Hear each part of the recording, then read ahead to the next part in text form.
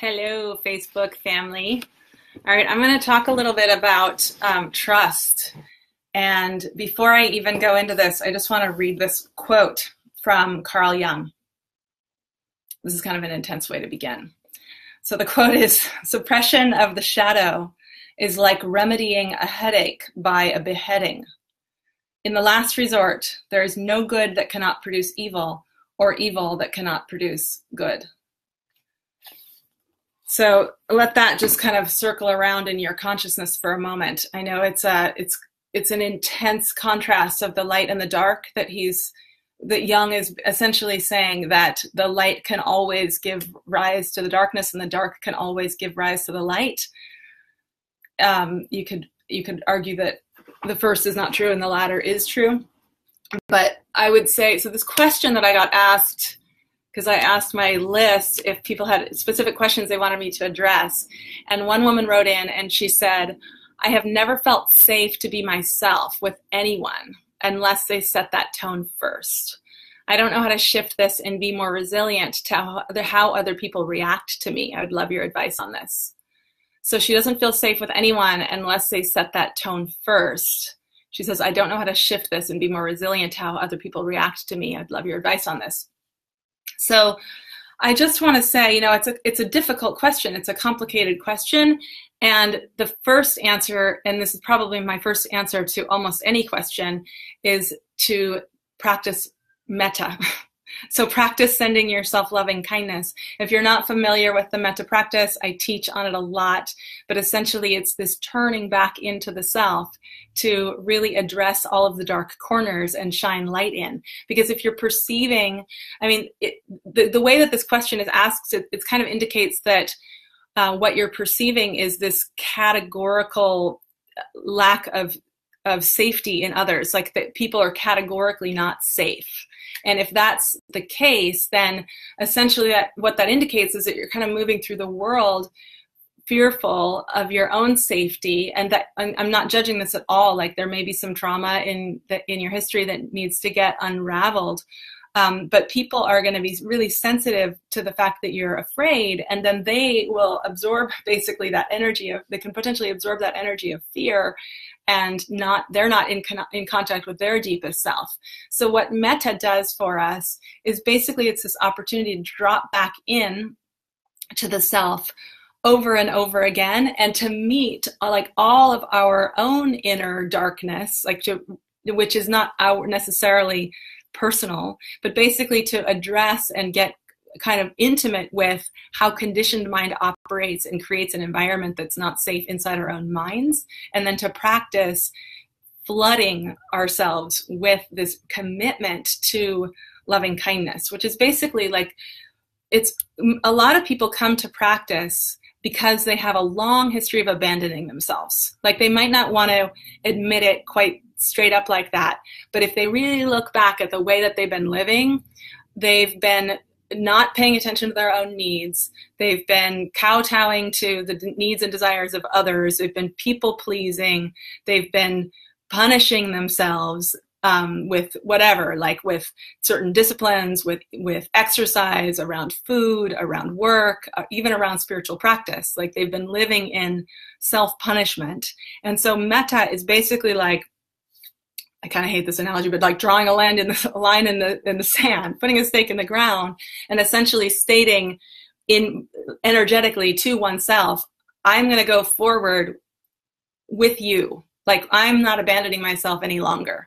I am here to work out. It's like this was the Buddha's incredible gesture that all of the teachings are based upon.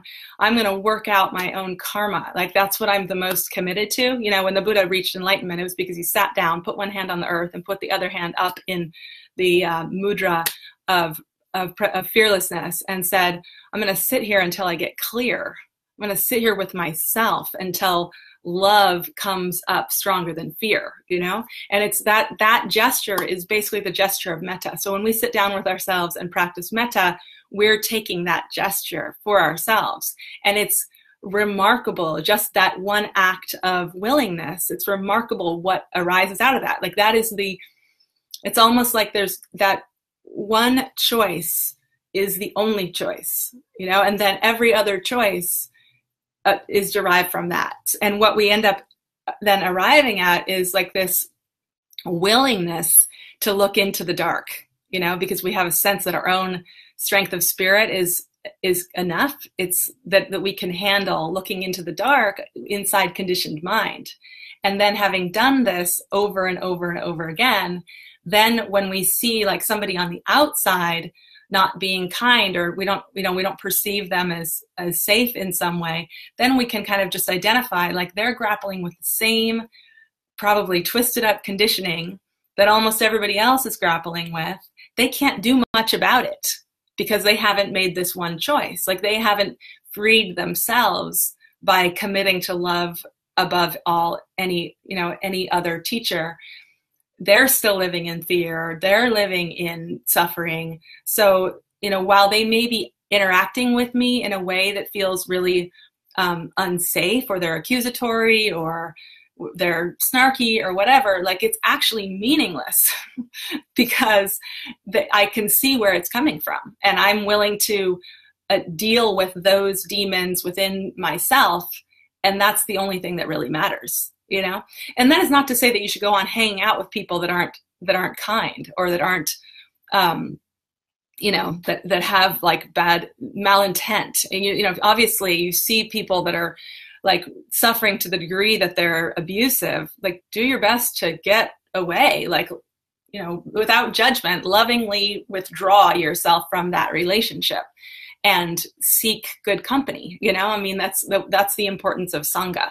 Is sangha, which means basically just spiritual community, is a place where we get a baseline of how people can treat each other well. And the only reason that they can treat each other well is because they've done some work around committing to the self and working out the morass of like projection and creating some discernment, basically by identifying what's conditioned mind and what's coming from love. And that inner discernment allows them to stop projecting their craziness all over everything else. I mean, ideally, honestly, it's a long road, and we're all complicated beings. But the beauty of sangha is that we do this for each other, All of this said, life does not necessarily get any easier, and there are no promises that it will.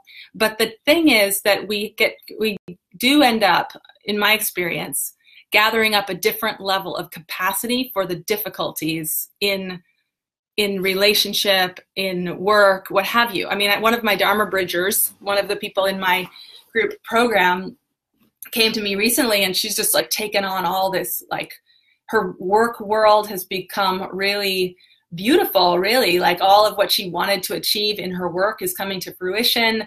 And in her personal life, things have come to fruition, but it means she has bigger challenges, and she's had some anxiety, because she's taken on a lot, and now is responsible for a lot. And so we had a big conversation about this, and I was like, yep, sounds like the spiritual path. You take on as much as you can handle.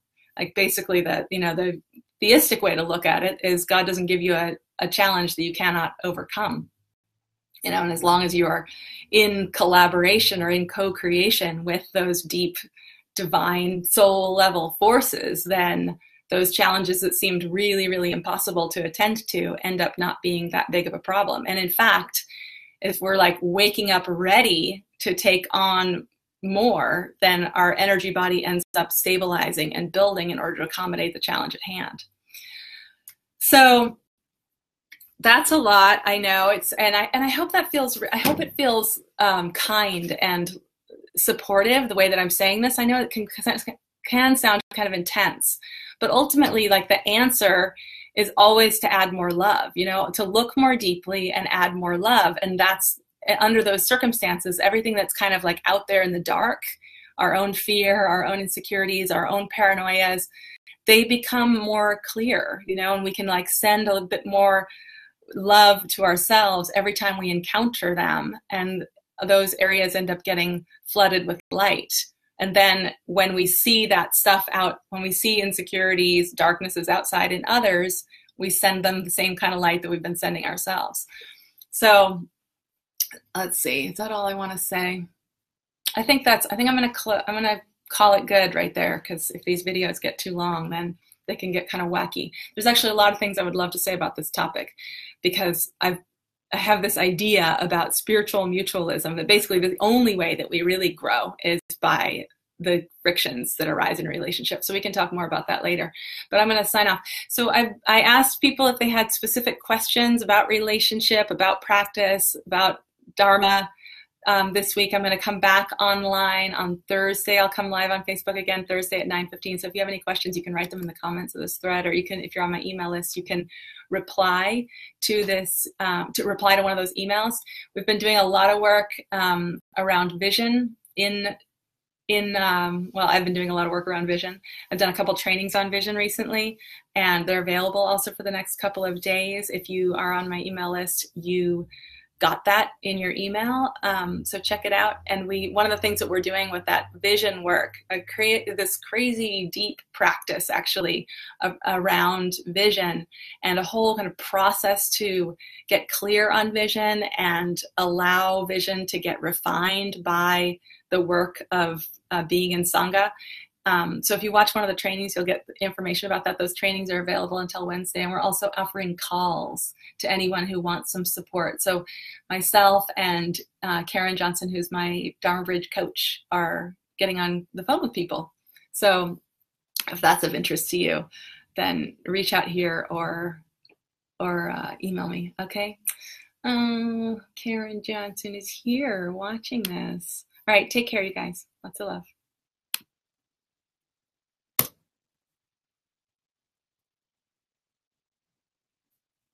And live video.